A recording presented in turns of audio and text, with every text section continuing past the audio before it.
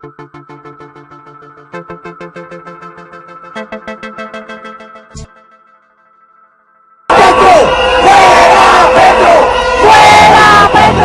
favorable, si mañana hubiera elecciones volvería a ganar. Y ya ha pasado un año el gobierno, eso es, digamos, congratulante.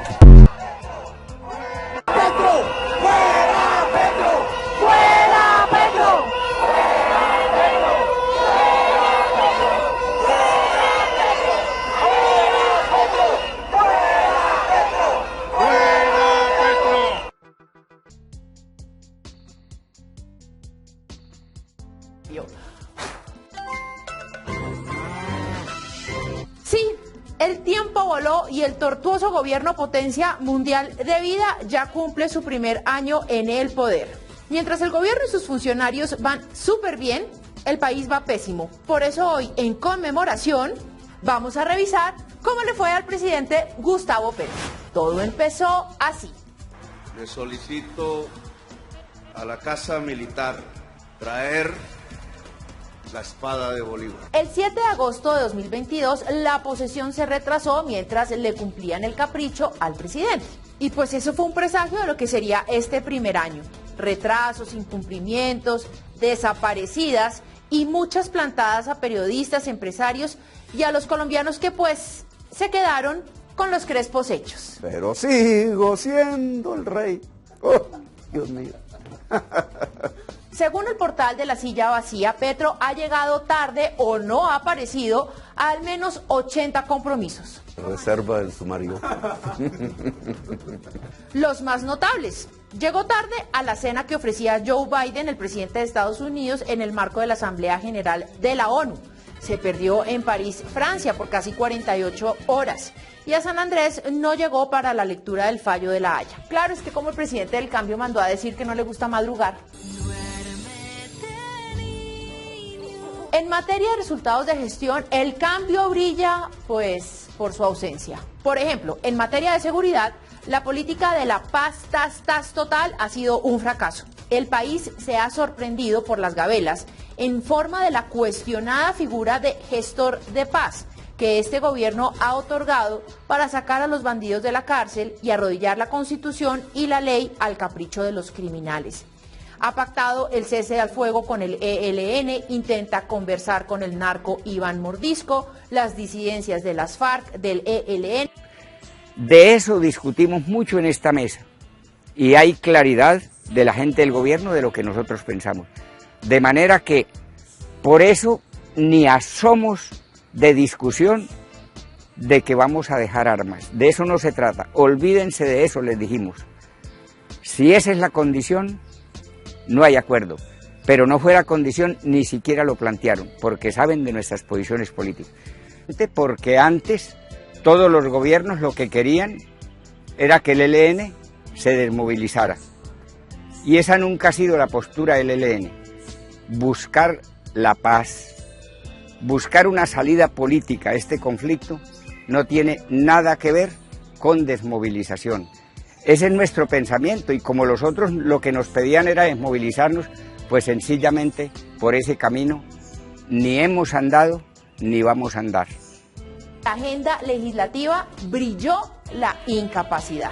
Nefastas ministras como Carolina Corcho, Irene Vélez and Friends desencadenaron una crisis que dejó al cambio pues sin reformas. Se acabó la coalición, mandaron a la porra a los conservadores, liberales y al partido de la U. Y salieron varios ministros del gabinete.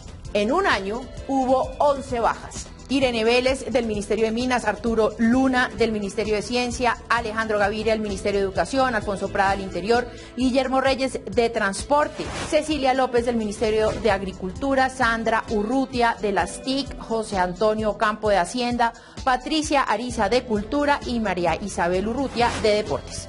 Y por supuesto Carolina Corcho. Le cuesta mucho al presidente Gustavo Petro conformar un equipo de trabajo. Y eso, que no hemos hablado, del reguero de viceministros que también se fueron.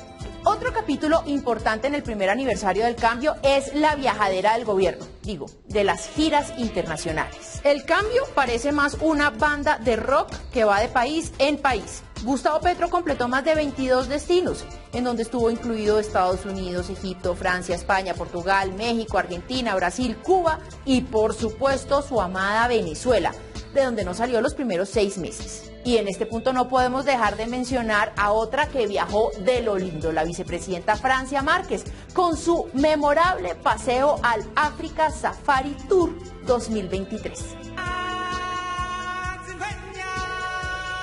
En materia de relaciones internacionales, al presidente Gustavo Petro solo le importa hablar del cambio climático y que el planeta se va a acabar. La crisis climática tiene el potencial de acabar con la especie humana. La ciencia ha hablado. La crisis climática es el principal problema de la humanidad. Ahora vayámonos hacia los resultados económicos. La agresividad del discurso y la pose matoneadora de Irene Vélez disparó el dólar por encima de los 5.000 pesos en noviembre de 2022 y se alcanzaron cifras históricas de la inflación por encima del 13%. Eso afectó el bolsillo de las familias y al cambio le tocó meter un cambio en primera. El dólar por fin empezó a ceder porque los mercados interpretaron que las reformas de la salud, pensiones y la laboral no iban a pasar. Entonces empezó a bajar. El desempleo por fin bajó y llegó al 9.3% gracias a una política económica que venía desde el gobierno de Duque y que ustedes ven en la gráfica que así lo demuestra. Pero sin lugar a dudas, el peor de todos los indicadores económicos es que el precio de la gasolina no para de subir y de subir. No se preocupen, Speedy González se los trae. Tal es un eslogan, no hay resultados concretos en esta materia. En materia de seguridad es un caos. Vemos cómo crecen las masacres, más de 53 cometidas durante el año, más de 85 líderes sociales asesinados, el secuestro crece más de un 212%, crece la extorsión en más de un 43%, crece la trata de personas en más de un 80%, un desempeño mediocre en términos de crecimiento económico llegando a un 2%, incrementos del precio de la gasolina en más de 4.000 pesos, llevando el galón de la gasolina a cerca de 14.000 pesos. Le preguntamos también al ex superintendente de salud, Fabio Aristizábal, y esto nos dijo. Cambio, claro que se ha visto el cambio. Hoy, un año después, tenemos unas EPS totalmente asfixiadas. Una red pública y privada con pagos incompletos. Las EPS intervenidas por una Superintendencia Nacional de Salud totalmente oscura. Un Ministerio de Salud sin los técnicos necesarios para hacer verdaderos cálculos actuariales. Y una sociedad angustiada, desesperanzada y un sistema de salud a punto de colapsar. Esto dijo la senadora del Centro Democrático, Paloma Valencia. El gobierno del cambio ha sido un cambio en reversa, porque en realidad lo que hemos visto es un gobierno muy incapaz de ejecutar. Tenían sueños y los sueños después tienen que tener mucho trabajo para convertirse en ideas y las ideas mucho trabajo para convertirse en proyectos y los proyectos mucho trabajo para hacer políticas públicas y luego la capacidad de ejecución. Este es un gobierno que está subido en unos sueños etéreos que no se concretan en nada. El gobierno de Gustavo Petro, que tanto se vanagloriaba de ser el dueño de la moral y de la verdad, ha estado enfrentando desde el comienzo escándalos éticos muy delicados. Y casi todos tienen que ver con el manejo de las millonadas de platas en efectivo.